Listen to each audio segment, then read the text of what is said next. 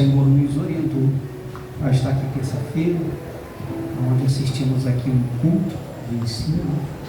O jovenzinho pregou, trouxe uma palavra abençoada. Ficou nervoso, né? Um pouco nervoso, mas depois deu glória. Mas é bom estar aqui. Quero louvar a Deus pela vida do pastor Maxwell, sua casa, sua família, essa igreja, amigos que nós fizemos no decorrer da caminhada. Seja a bênção do Eterno sobre a vida de cada um. Quero louvar a Deus pela vida do pastor Diogo. Foi uma surpresa. Quando ele chegou, sentou lá atrás, o pastor Maxwell perguntou se eu conhecia. Eu olhei de longe assim, ele está falando meio cego. Eu não conheço não. Mas depois que apresentou, que ele levantou, eu falei, rapaz, é o aluno do seminário. Ele eu conheço há pouco tempo, mas o pai dele eu já conheço há muitos anos. O pai dele primeiro foi amigo do meu irmão, na Igreja União Evangélica Pentecostal. O pai dele já é amigo nosso há muitos anos. E eu louvo a Deus por ter conhecido também a família. Ezequiel, capítulo 37, uma palavra fácil, conhecida. Quem me segue já viu eu pregar nesse texto, mas é bem propício para o dia de hoje e pela situação que está acontecendo. Ezequiel, capítulo 37. Eu não sei não, mas falaram que a última vez que eu preguei aqui já faz um ano, é isso mesmo? Vai fazer um ano, foi no congresso. Oi? Foi no congresso do avivamento, vai fazer um ano. Congresso de avivamento? É mesmo? Sério? Eu preguei sobre o quê? Nem me lembro. Tanta coisa que a gente prega aqui. Eu já preguei tantas vezes, tanta palavra, mas amém. Ezequiel capítulo 37. Glória a Deus. Se achou, irmão? Eu vou ler, você vai acompanhando, embora tenha ali uma tradução, não sei se é igual a minha, mas diz assim: a visão do vale de ossos secos. E veio sobre mim a mão do Senhor, e ele me levou pelo Espírito do Senhor e me deixou no meio de um vale que estava cheio de ossos, e me fez andar em redor, e eram muito numerosos, e na superfície do vale estavam sequíssimos. Meu Deus! Então me perguntou: filho do homem, acaso poderão reviver esses ossos? Respondi: Senhor Deus, tu sabes. Finalizando o 4, disse-me ele: profetiza a esses ossos e dize-lhes: ossos secos, ouvi a palavra do Senhor. Amém, irmão? Antes de se assentar, diga para quem está do seu lado assim, ó: a visão é de morte, mas a promessa é de vitória. Senta dando glória a Deus em nome de Jesus. A visão é de morte, mas a promessa é de vitória. Queridos, o menino que me deu o microfone falou que eu tenho bateria para pregar até amanhã. E eu gosto muito disso. O livro que nós lemos é bem conhecido, irmãos. O livro do profeta Ezequiel, que a gente estuda lá no nosso seminário, Instituto de Ensino Teológico Baluarte, faz parte do grupo conhecido como Profetas Maiores. E o profeta Ezequiel, ele faz parte daquele grupo que a gente costuma dizer que é a Trindade Profética. Por que a Trindade Profética? Porque Ezequiel, junto com mais dois profetas, eles vão profetizar no mesmo período. E não era um período qualquer, um período em que a nação de Israel passava um dos piores momentos da sua vida, que era de cativeiro, destruição. E mesmo mediante a um cenário de caos, Deus vai usar 3 profetas, a qual nós o classificamos como a trindade profética desse período. E quem eram esses profetas? Primeiro deles era Jeremias, que era até o mais velho.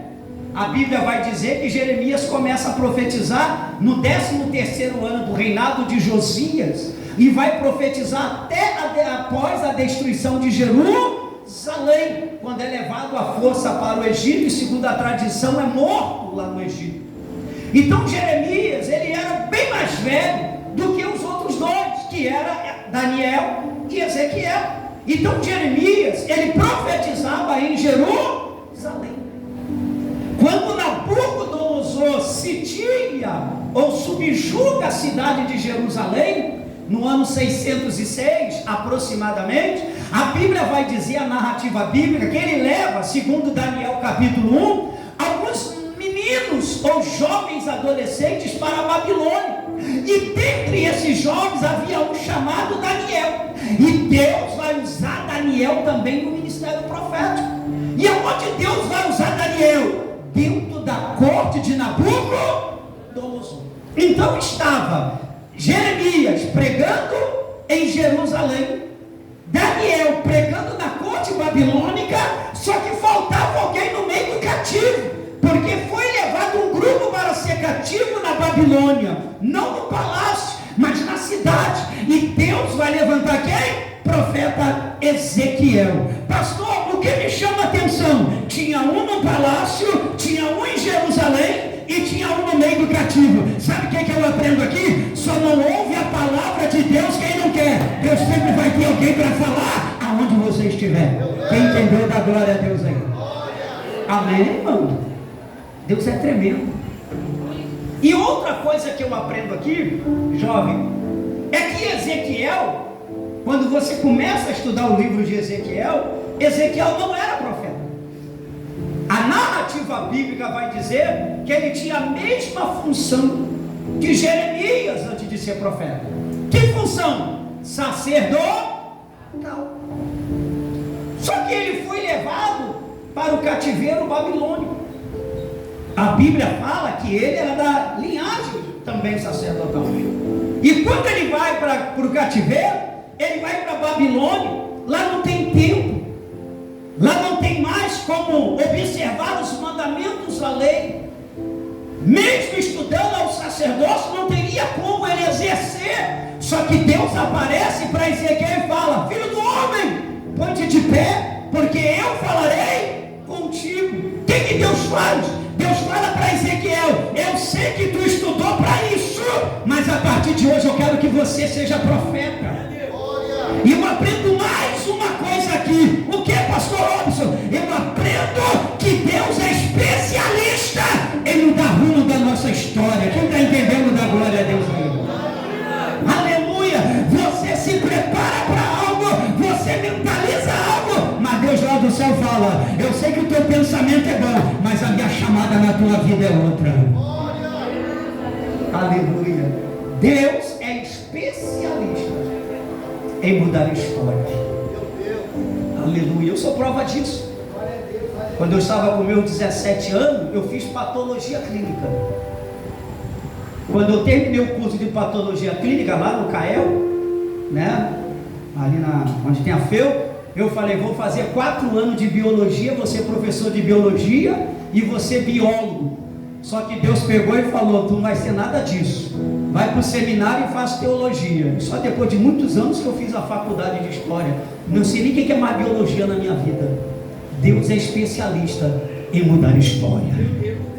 Oh, aleluia, glória a Deus. Então a Bíblia vai dizer que Deus agora chama Ezequiel. E aonde Ezequiel está? No meio do cativo. Só que tem um porém. Jeremias vai profetizar cerca de 40 anos. Daniel, esse vai profetizar mais de 70 anos. Vai ter uma atuação de mais de 70 anos. E Ezequiel, ele vai ter um período de aproximadamente de 21 a 22 anos de ministério, bem curto. Só que Jeremias, pastores, ele tem uma característica. Quando Deus chama ele, Deus fala para Ezequiel: Ezequiel, eis que eu estou te levantando como atalaia, estou te levantando como profeta. Só que tem um porém, Ezequiel. Qual, Senhor? Tu vai ser profeta, mas não vai falar nada. Meu Deus. Como é que eu vou ser profeta e não vou falar nada? Oh, aleluia.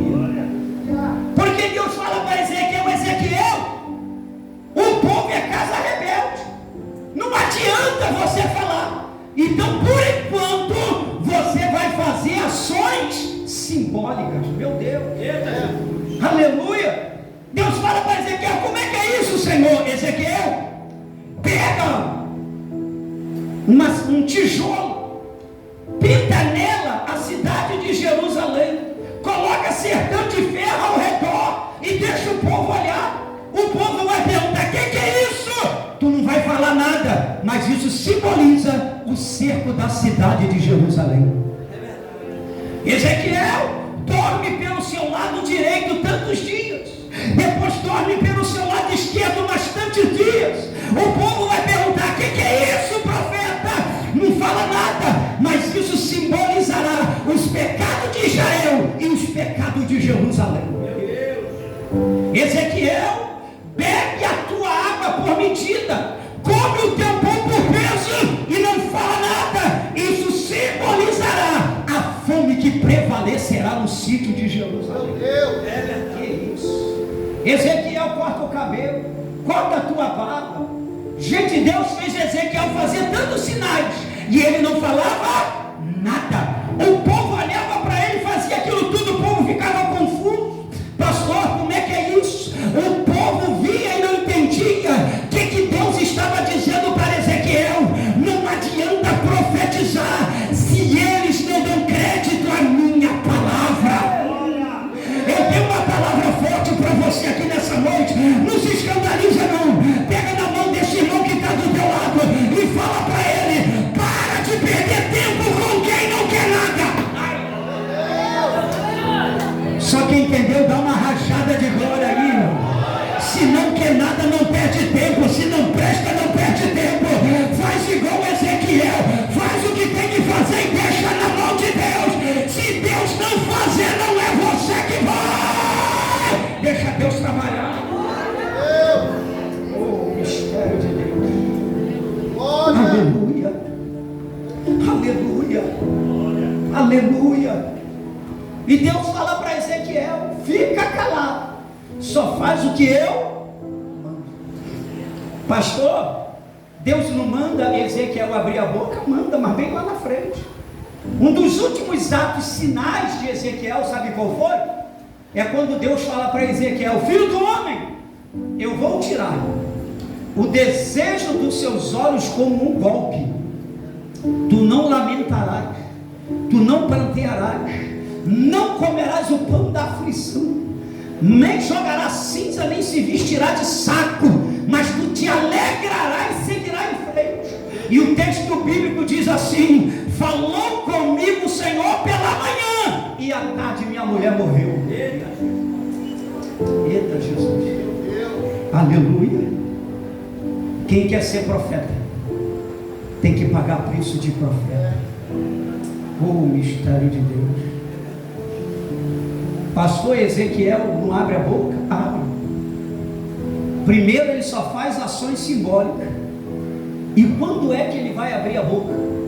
É quando chega lá na Babilônia a notícia da destruição de Jerusalém por Nabucodonosor.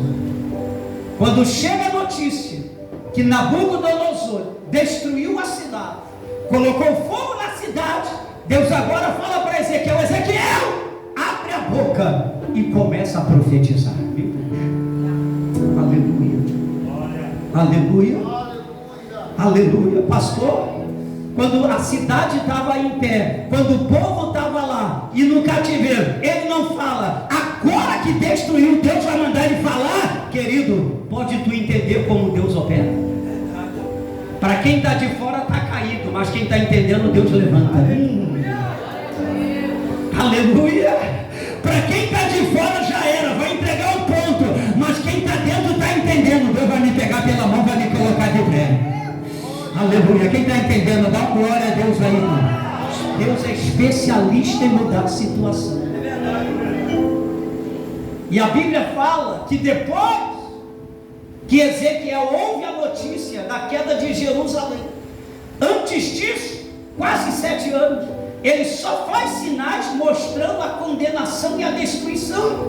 Só que agora Deus manda ele abrir a boca e vai dar ele visões e revelações da restauração. Pastor, enquanto estava inteira, Deus não fez nada, só queria destruir. Agora que destruiu, Deus vai reconstruir. Aprenda uma coisa: Deus não precisa de muito, do nada ele faz tudo. Eita!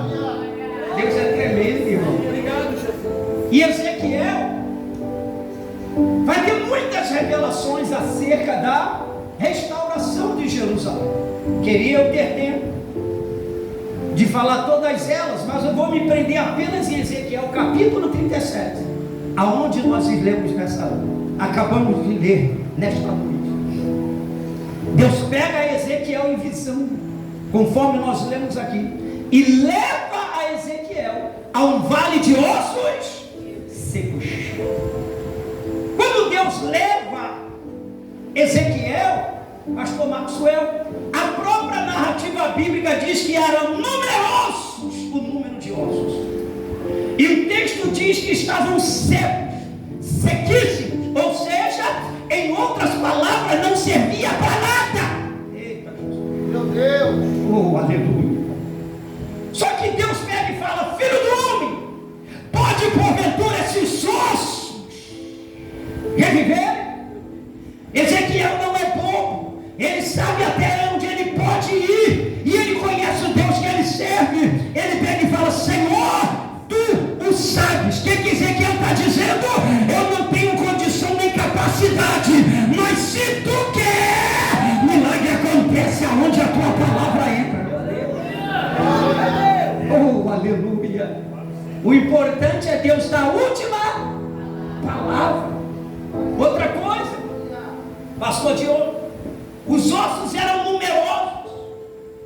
Eu não sei se você conhece essas teorias, mas alguns autores vão dizer, meu amigo, que esses ossos que estavam ali, apesar de Ezequiel estar tendo uma revelação de Deus em visões, mas aqueles ossos representavam os filhos de Israel que morreram quando Nabucodonosor matou e destruiu Jerusalém.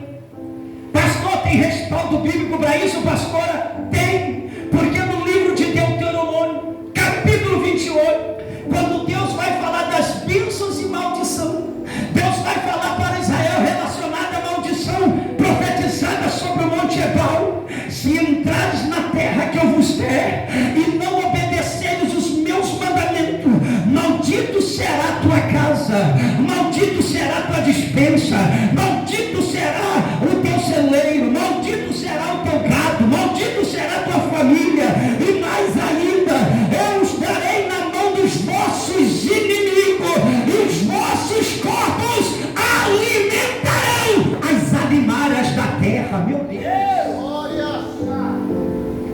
Profeta Jeremias, por várias vezes ele vai falar: Deus vos dará aos vossos inimigos, e vossas carnes alimentarão as águias e as aves do céu e os animais selvagens da terra. Meu Deus! Então é bíblico que eles estariam nessa situação. E mais ainda, para um judeu não ser enterrado é uma maldição da parte de Deus. Oh, aleluia. E Deus leva Ezequiel para ver a visão de um vale de ossos. Oh, aleluia. Aonde havia maldição, o Deus da promessa está chegando. Aonde havia uma maldição, o que tem poder para mudar o cenário está chegando. Aonde falaram que não ia ter mais nada, o Deus que faz tudo do nada está chegando. Tem gente aí que está entendendo, irmão. Se eu fosse você, já dava glória, porque é profético. Oh, aleluia. Oh, aleluia. E a Bíblia vai dizer que Deus leva Ezequiel a este vale e fala: filho do homem, profetiza, filho do homem. E aqui eu começo a aprender 3 lições desses textos que nós lemos nesse cenário. Que lições são essas? Porque era uma visão terrível, vale de osso seco, sem nada. E Deus fala para Ezequiel: profetiza, filho do homem, que vai entrar um espírito nesses ossos, vai ter carne nele e vão se levantar. Pastor, qual é a primeira lição que eu aprendo aqui? Ezequiel não é bobo, falou: Deus, tudo tu podes. Qual é a primeira lição? Na sua impossibilidade, Deus vai mostrar que é possível.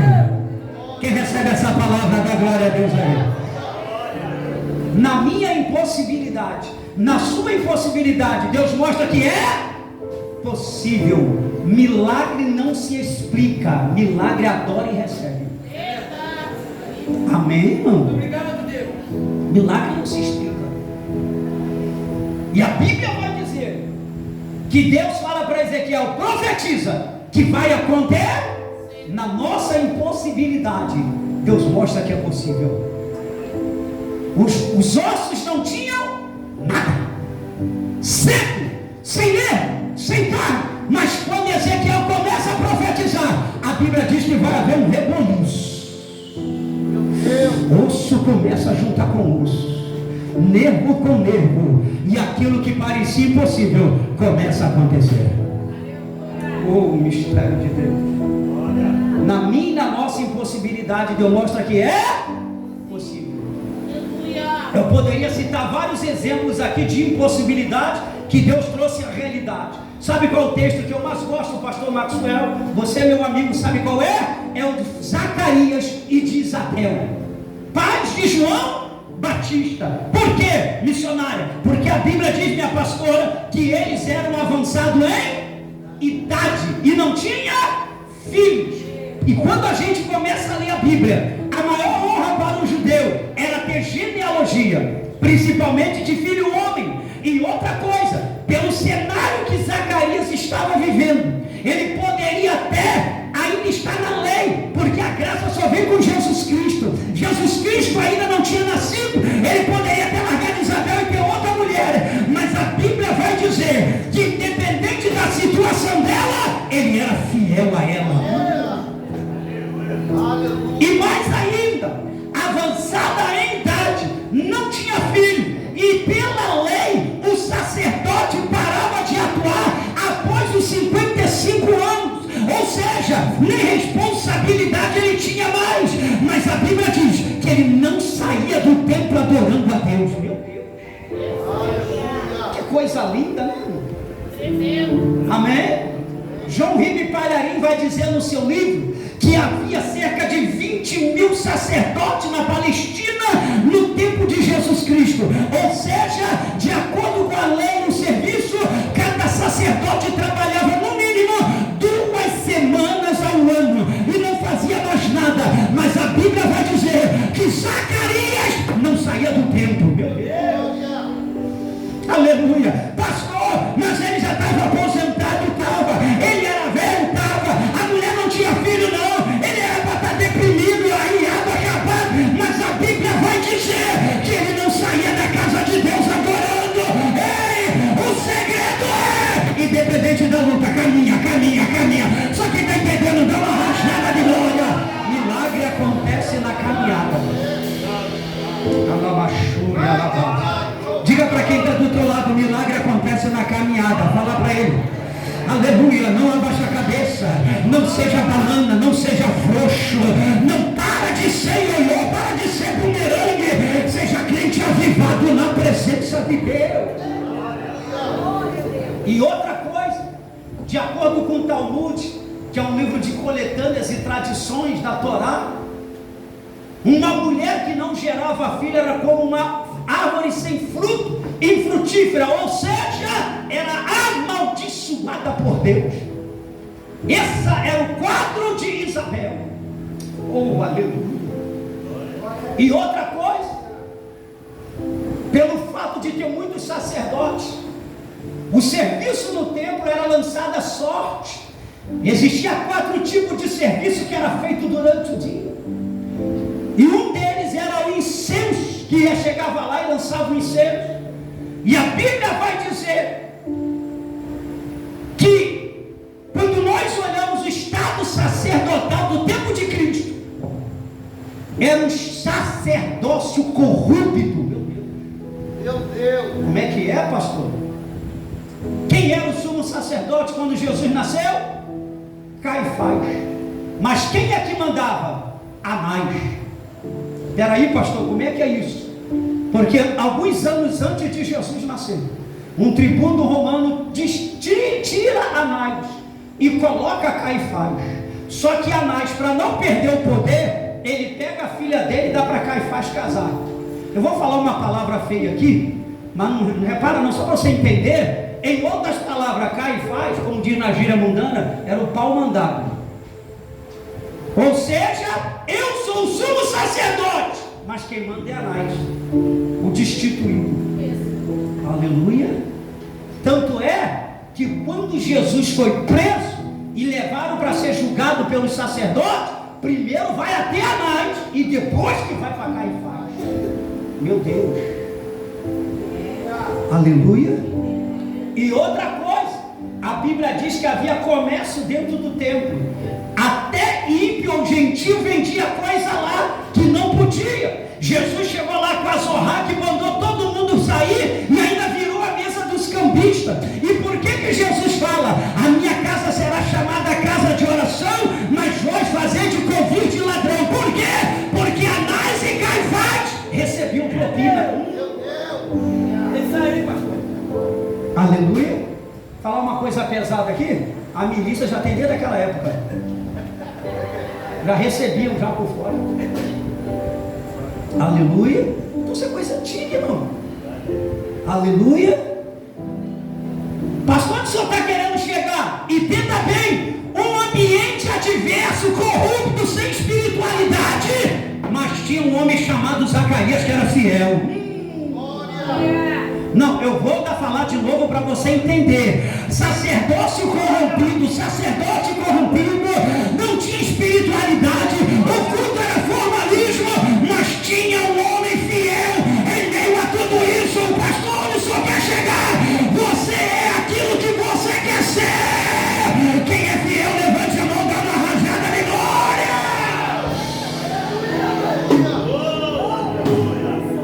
Eu já falei isso aqui ano passado ou retrasado pregando, que você é aquilo que você quer ser. Se você quiser ser fofoqueiro, tu vai ser fofoqueiro. Se você quiser ser um safado, tu vai ser um safado. Se você quiser ser um pilantra, tu vai ser um pilantra. Se você quiser ser um prostituto, tu vai ser um prostituto. Agora, se você falar, eu vou ser fiel, eu vou ser dizimista, eu estou do lado, pastor, pode contar comigo, eu não vou faltar culto, eu vou ser fiel na igreja. Você é aquilo que você quer ser. E Zacarias nos mostra isso. Aleluia. E a Bíblia diz que Zacarias já estava avançado de idade, nunca tinha tirado a sorte. Só que teve um dia que a sorte caiu sobre Zacarias para entrar no centro lá e trocar o incenso. 3 horas da tarde praticamente, esse horário assim. Era a penúltima ordem do dia. A sorte caiu sobre Zacarias. Pastor, o cara estava velho, ainda estava lá. Quem é fiel, irmão, não dá desculpa. É isso aí. Eita, Jesus. Quem é crente não dá desculpa, não, irmão. Aleluia. Como pregou Dwight Lyman Moody no seu último sermão em 1899, cuidado com as desculpas. Logo depois ele morre. E um certo autor escreveu dizendo que a desculpa não é nada mais, nada menos do que uma embalagem cheia de mentiras. Isso é forte. Toda desculpa tem uma mentira por trás. Eita, mistério. Raramente acontece. A Bíblia vai dizer que a sorte caiu sobre Zacarias. Eu não sei se ele ficou alegre, sem que ele, opa, é minha vez, estou quase morrendo, chegou. Valeu a minha perseverança. E a Bíblia diz que ele entra, só que era um negócio rápido, baterista. Entrava, fazia e saía. Só que quem estava fora percebeu, peraí, será que o velho teve um derrame lá dentro? Aconteceu alguma coisa lá dentro? Só que a minha Bíblia e a sua diz que o anjo apareceu a Zacarias.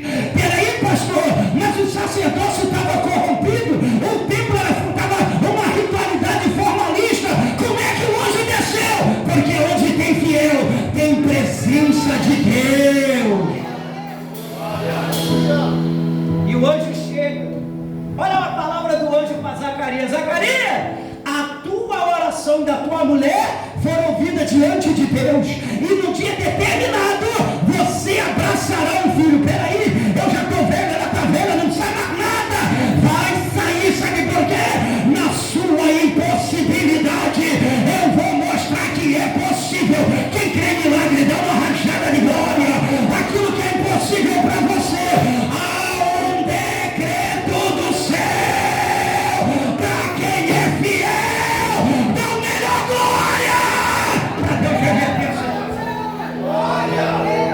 Aleluia.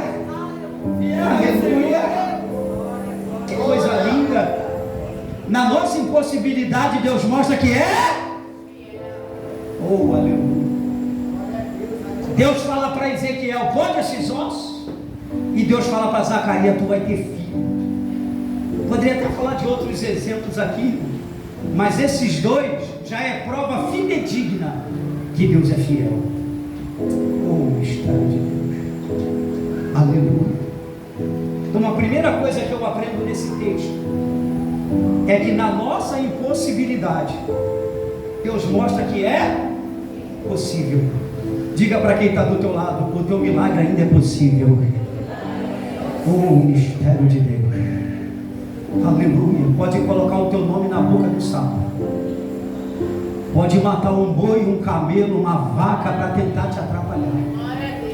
Não tem praga de mãe, não tem praga de sogra, não tem maldição hereditária.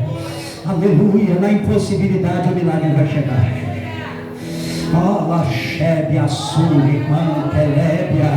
Tem milagre para você enquanto tu for fiel.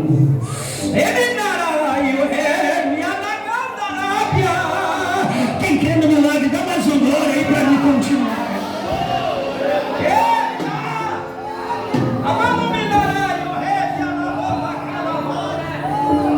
Aleluia, aleluia, aleluia. Contra a tua vida não tem encantamento. O céu não fecha para quem é fiel. Ele vai, o rei que adará. Mistério. Tem presença de Deus na casa. Então na minha, na sua, na nossa impossibilidade, Deus mostra que é possível. Deus fala para Ezequiel: pode esses ossos, filho do homem, queria a carne dele? Senhor, a palavra foi liberada.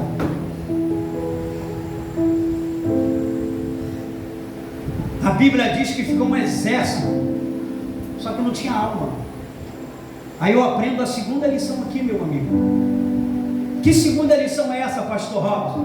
Primeiro, na nossa impossibilidade, Deus mostra que é possível. Segundo, essa é forte demais, pastores.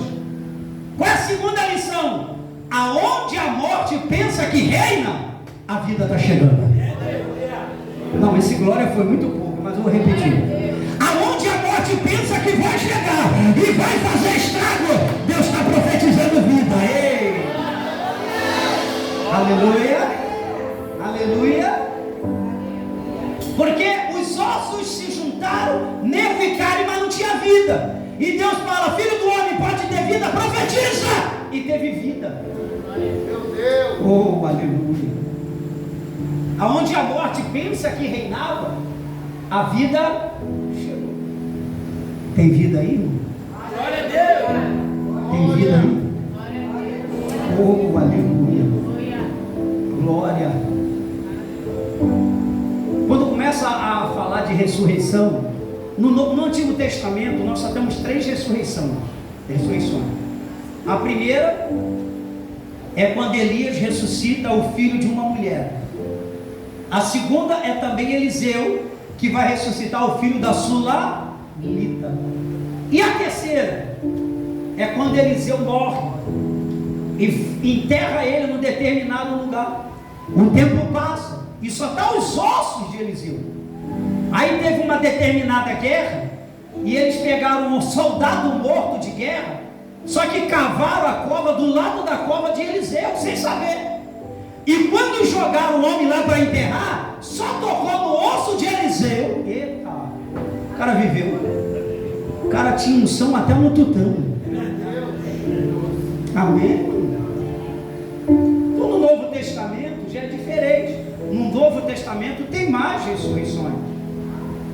E quando eu olho dos evangelhos, não vou nem falar de Atos, de Típica, mas dos evangelhos, nós temos algumas que são especiais. Glória a Deus, né? Nós temos a filha de Jairo, não é isso?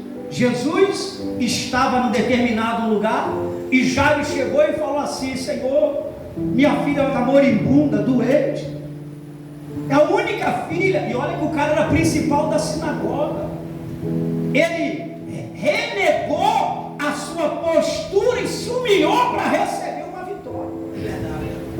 Tinha 12 anos a filha dele, e a Bíblia diz que quando ele está indo, uma mulher que tinha um fluxo de sangue há 12 anos, no mesmo idade que a filha de Jairo tinha, ela entra no cenário e toca em Jesus. Jesus para. Olha só, Jesus está indo para cuidar da filha de Jairo, só que alguém entra e atrapalha Jesus e recebe o milagre. Pastor, não estou entendendo, deixa eu te explicar. O teu milagre vai chegar, só que o teu milagre vai gerar outros milagres. Tem hora que tem gente que vai receber, agora não murmura não, o teu vai chegar, o teu vai chegar. Fenomenal isso, né? E a Bíblia diz, moço do microfone, que quando a mulher é curada, Jesus fala para ela, tua fé te salvou. Alguém chega e fala assim, não atrapalha mais o mestre não, que a tua filha já morreu. Poxa, eu fui buscar Jesus para o meu milagre, alguém entrou, tomou o meu milagre. Milagre não se toma, é Deus que decreta. Oh, aleluia.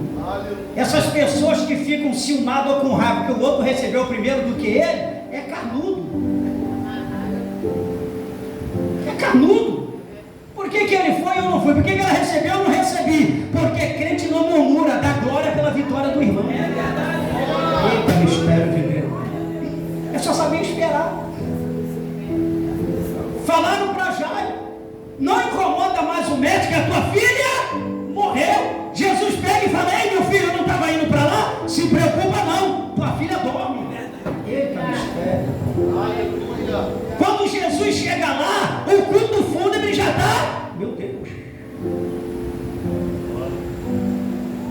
A Bíblia diz que Jesus chega, só para mim entrar em outra. Ele falou que eu posso pregar até amanhã com o microfone, porque a bateria dura até amanhã. A Bíblia diz que Jesus chega lá, manda sair todo mundo. Só fica Jairo, a mãe, Pedro, Tiago e João. Peraí, pastor, por que Jesus mandou sair? E outra coisa, o mesmo que deu a notícia que a menina morreu, acompanhou também. Só que tem um porém, pastor Maxwell, tem hora que o teu milagre vai chegar, mas para o teu milagre acontecer, entulho vai ter que sair da tua vida. Aleluia! Não, eu sei que isso aí é terrível. Eu sei que tem gente que não gosta disso, mas eu vou fazer. Pega na mão de quem está perto de você e fala para ele, olha, o teu milagre vai chegar. Fala para ele, o teu milagre vai chegar. Mas primeiro Deus vai tirar entulho da incredulidade, entulho da carnalidade, entulho das falsas amizades. Só vai presenciar o teu milagre quem acredita.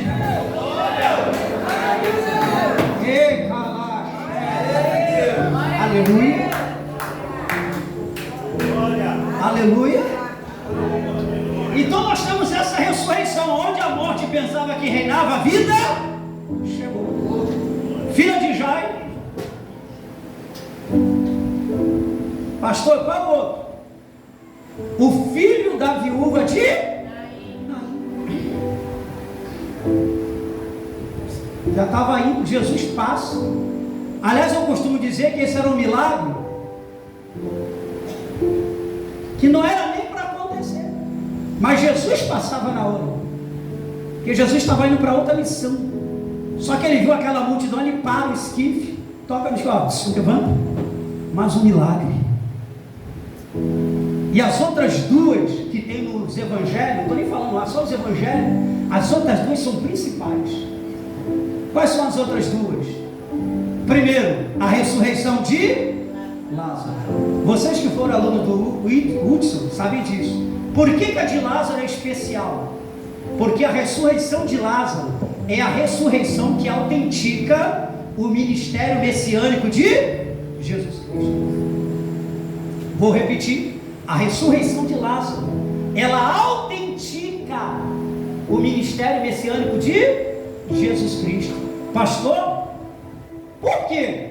Porque naquele tempo muita gente aparecia e dizia que era quem? o Cristo. Então os rabinos da época se reuniram, pastor Diogo, e fizeram uma lista. Quando o Messias aparecer, ele vai levantar os aleijados, vai dar vista aos cegos, vai dar voz aos mudos, vai curar enfermidades, mas acima de tudo vai ressuscitar mortos. Pastor, mas se ele ressuscitou a filha de Jairo, se ele ressuscitou o filho da viúva da cidade de Naim, por que a de Lázaro é especial? Porque quando manda um recado para Jesus, a Bíblia diz que Jesus levou 4 dias para chegar. Ele é aleluia. E segundo a tradição da cultura da época, até 3 dias o que acontecia? A alma estava ao redor. Passou os 3 dias, não tinha mais condição de se levantar. Só que Jesus precisava autenticar o seu ministério messiânico. Eita Jesus! Eminai, estou sentindo uma presença muito forte aqui. Sabe o que Deus está fazendo aqui, irmão? Deus está mudando a situação de quem está acreditando aqui hoje. Aleluia. Onde a morte pensa que reinava, a vida chegou. Então naquela cultura, Lázaro já era, a morte havia vencido.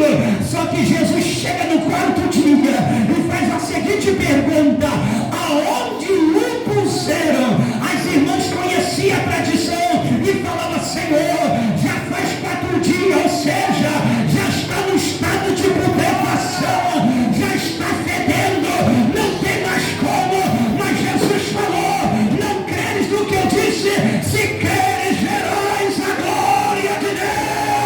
Deixa eu ver quem está recebendo essa palavra. Alabando que me canta aonde a morte pensa que reinava, a vida chegou. Aí Jesus fala: tirai a pedra. E quando a pedra é tirada, Jesus fala: Lázaro, sai pra fora. Aonde a morte reina, a vida chega. A vida, deixa eu ver. Quem vai falar?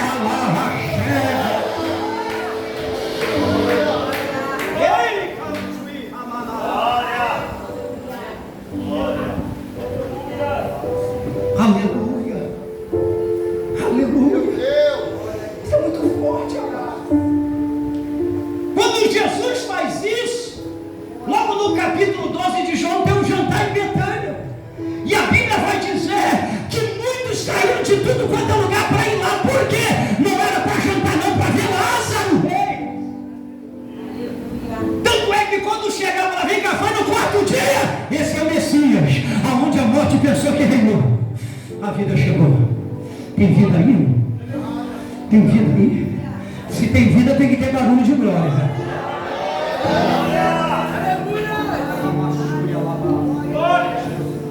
Espero de Deus. Primeira ressurreição, filha de Jairo. Segunda ressurreição, filho da viúva de Naim. Terceira ressurreição, autentica o ministério messiânico de Jesus, ressurreição de Lázaro. E a 4ª, pastor, é a do próprio Cristo. Porque Lázaro, o filho da viúva de Naim e a filha de Jairo, posteriormente voltaram a morrer. Eita Jesus! E a própria Bíblia diz que o último inimigo a ser vencido é quem? É a morte. Então a morte precisava ser vencida. Deus está falando para Ezequiel: Ezequiel, aonde a morte pensa que reina, a vida vai chegar. Aí Jesus morre. Eu costumo dizer que crente tem que ser doido. Crente tem que ser maluco. Porque se Jesus Cristo é Deus, Deus morre. Pastor, mas ele era 100% homem, 100% Deus. Então tá, vamos olhar pela natureza humana. Então não morreu. Mas ele era Deus? Deus não morre. Por isso que a Bíblia diz que ele se fez na forma vencer a morte como homem. Por isso que a Bíblia diz que o primeiro Adão foi feito em alma vivente, mas o segundo Adão, que é Cristo, o Espírito vivificante, que quer dizer o quê? Estou chegando para dar nova vida. Meu Deus. Tem nova vida aí, irmão? Tem nova vida aí? Ah, pastor, estou na igreja, mas não consigo largar as coisas lá do mundo. Tu nunca foi crente, cara. Teu lugar é no gancho do açougue, seu carnudo. Conversão é mudança de vida e de atitude. Aleluia. Está rindo? Sabe qual é o grande problema? A gente confunde muito o talento. Acha porque canta, toca, prega, pinta e borda, está convertido, e não está. Porque conversão retrata frutos e não talento. Aleluia. Glória a Deus. Jesus, ele veio consertar o que Adão fez de errado. A morte entrou por um homem, mas também a vida entrou por um homem. Por isso que quando a gente estuda a vida de Cristo, para entender aonde a morte reinou, a vida chegou, por que Jesus não teve no seu nascimento a participação do homem? Meu Deus, isso é tremendo. Porque quando há um casamento, a Bíblia diz que ambos se tornam uma só. Então, se Jesus nascesse de uma união de José e Maria, ele herdaria os nossos pecados. Mas por que só a mulher? Porque realmente Maria, como a Bíblia diz, era virgem. Agora, depois que Jesus nasce, não tem como falar que ela era virgem. Primeiro que naquele tempo não tinha cesariana, era tudo normal. E no parto normal, não tem como. Ah, pastor, mas o católico diz, católico é doido. E outra coisa, José era macho, não era bicha. O próprio anjo fala, não possua ela até que Jesus nascer. Depois que Jesus nasceu, com certeza deu uns beijinhos nela. Vem pra cá que tu é minha. O cara era macho, mano. Mas deixa isso pra lá. Hã? Glória. Não é bom ser casado, irmão? Amém. A não ser que você seja eunuco. Tem uns aí que diz que é eunuco, mas é... Não, deixa pra lá isso. Pula essa parte. A Bíblia vai dizer que o anjo fala que ela saberia que recebeu o Espírito. Qual é a função do útero? Porque para haver filho, tem que haver a fecundação. E para haver fecundação, tem que ter a participação do homem. O útero de Maria não foi fecundado como de uma mulher que é de fora para dentro. Não! Ele já foi concebido lá dentro por obra e graça do Espírito. Ou seja, a função de Maria foi só o cordão umbilical para dar nutriente e alimentar o feto. Não teve participação do homem, então não tem participação do pecado. Jesus nasceu sem pecado. Levante a tua mão, dá uma glória. Somente alguém sem pecado podia vencer a morte. Aleluia. Estou fazendo propaganda do meu seminário, viu? Só lá que eu prego. A Bíblia vai dizer que quando Jesus nasce, aí vem um endemoniado chamado Dom Brau, que usa de alguns manuscritos totalmente satânicos e apócrifos, como existe o Evangelho de Maria Madalena, que foi descoberto no Egito no século IV, que diz lá que Maria Madalena teve acesso e caso com Jesus. Meu Deus. Aí Dom Brau estuda isso aí, escreve um best-seller, que é uma trilogia. Aí o camarada vai lá e faz um filme e diz que aquela mulher era descendente de Jesus, direta pela hierarquia, porque foi filho. Ah, Satanás, sou filho do diabo, eu sou filho de Deus, mas sabe por quê? Porque ele nos adotou. O sangue que desceu na cruz está sobre a minha vida e sobre a tua. Só quem entende esse mistério, vamos rachar a glória. Ele é Deus. Aleluia. Aleluia. Pastor, por que Jesus não podia casar? Eu já falei, herdava o pecado da natureza humana. Então Jesus não podia casar, como também não podia ter sido concebido por uma natureza homem e mulher. Então Jesus foi santo em tudo. Por isso que quando ele estava na cruz, eita Jesus, glória, gostei desse glória. Por isso que quando ele estava na cruz, e eu já falei isso aqui alguns anos atrás pregando, alguns pregadores aí que parece que não conhecem Bíblia, fica pregando heresia, são os hereges, diz que quando Jesus estava na cruz, teve festa no inferno. Vai ser burro assim lá no inferno. Como é que teve festa no inferno? Porque o pior momento para Satanás era ver Jesus subir na cruz. Tanto é que ele fez de tudo para Jesus não chegar até lá. Mas quando Jesus chegou, a única coisa que teve não foi festa, foi culto fúnebre lá. Porque ele deve ter falado assim: agora é só esperar ele descer, eu vou devolver para ele a autoridade que eu peguei de Adão. Aleluia. Por isso que quando Jesus ressuscita, o que ele fala? Todo o poder é me dado nos céus e na terra. Eu venci a morte. Dá para você dar glória por isso? Por isso que Deus fala para Ezequiel, das alusão a isso que eu estou falando. Aonde a morte pensa que reinava, a vida chegou. Deus já estava mostrando para Ezequiel que lá no futuro, que é o de hoje, a morte haveria de ser vencida. Por isso que a Bíblia diz que os que estão em Cristo não morrem, mas passa da morte para a vida. Pastor, mas a gente morre? Morre. A não ser que o arrebatamento chegue, então vai ser transformado. Mas enquanto não vem, eu vou morrer, você vai morrer, já perdemos alguns, vamos perder outros. Mas quem está em Cristo Jesus, a carne apodrece, mas o Espírito está com ele. Oh, aleluia. Aleluia, onde a morte pensa que reinava, a vida chegou. Quem recebeu a vida, dá uma rajada de glória a Deus. Oh, glória a Deus. Aleluia. Primeira lição, na nossa impossibilidade, Deus mostra que é possível. Segunda lição, aonde a morte pensa que reina, a vida chegou. Pastor, terminou? Tem a última lição. Porque a Bíblia vai dizer que Deus mostra para Ezequiel. Já estou uma hora falando. Peguei antes das 8. Já vou parar, pastor. Amém? Glória a Deus. Você pensa que não está acontecendo nada, irmão? Tem uma batalha sendo travada no mundo espiritual que hoje.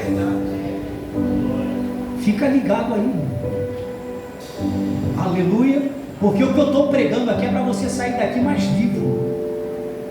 Sai daqui com a bandeira na mão. Sai daqui mais crente. Oh, aleluia. Porque essa palavra muda e transforma quem entende o que eu estou falando. A Bíblia diz que aqueles corpos primeiro junta osso com ovo, nervo com nervo, e fica apenas um exército de androides. Sem nada. Deus pega e fala: profetiza para ter vida. Teve vida. Só que tem um porém. Ter vida é uma coisa, mas ter espírito é outra. Tem gente que tem até vida na igreja, mas não tem um espírito. Foi o que eu falei. Tem até talento e dom, mas não tem espírito, porque as suas obras o condenam. Só que Deus olha para Ezequiel e fala: Ezequiel, os ossos se uniram, os nervos vieram, entrou tudo, agora entrou a vida. Só que tem um porém, Ezequiel, está faltando o espírito. Oh, aleluia. Ter vida é uma coisa, ter espírito é outra. Aleluia. O que nos diferencia dos animais é o espírito. Tem gente que tem até vida, mas falta o espírito. E o Deus de Ezequiel, que fez milagre, que venceu a morte, também tem espírito para derramar sobre a minha e sua vida. Quem está entendendo da glória a Deus aí? Fica de pé com a permissão do pastor, em nome de Jesus. Glória! Aleluia! E eu quero finalizar com essa palavra. Primeiro, na nossa impossibilidade, Deus mostra que é possível. Segundo, aonde a morte pensa que reinava, a vida chegou. E terceiro, aonde tem vida, entenda isso, o Espírito tem que estar presente. Aleluia. Tem que estar presente. Por quê, irmãos? Porque Deus está procurando pessoas espirituais. Aleluia. Aleluia. Tem vida aí, irmão? Tem Espírito junto com a vida? Oh, aleluia. Glória. Aleluia. A Bíblia vai dizer, que aonde abundou o pecado, superabundou a graça. Qual é a função do pecado? É entrar para te matar. Você vai ter vida, mas vai estar morto. Você vai ter vida, mas vai recuar. Você vai ter vida, mas não quer mais fazer nada na igreja e nem quer fazer nada para Deus. Tem vida, mas não tem Espírito. E hoje, pastores, nós que pastoreamos igreja, nós estamos vendo isso. Pessoas até no nosso altar que não quer fazer mais nada. Pessoas que Deus chamou com talento, abandonaram tudo. A luta está cerrada, mas você está recuando. Só que o Espírito de vida é para te dar ousadia para trabalhar e passar. Aleluia.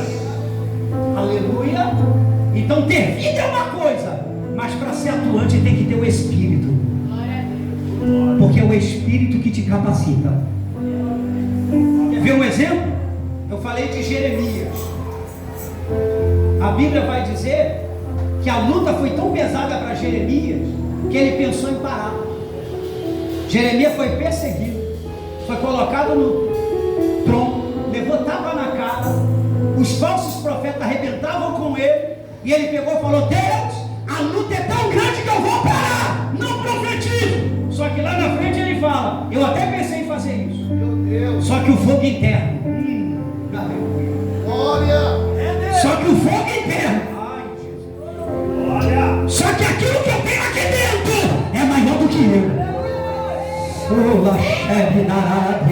Aquilo que eu tenho, eu quero parar. A carne falou para, mas o Espírito falou abre a boca. A carne falou entrega tudo, mas o Espírito falou enfrenta. A carne falou recua, mas o Espírito falou vem, que eu vou realizar coisa grande. Aonde tem vida, o Espírito tem que reinar. Só quem está entendendo dá uma rajada de glória. Pega na mão desse irmão e levanta junto com a tua e diz para ele: tem renovo espiritual aqui hoje. Fala para ele, profetiza para ele: tem renovo espiritual. Fala para ele: a vida está presente, o Espírito também vai mortificar a carne e vai. Eita, tem glória aí, tem glória aqui, tem glória. Tem glória aqui, tem aleluia, tem glória aí. Se tem vida, tem que ter o Espírito.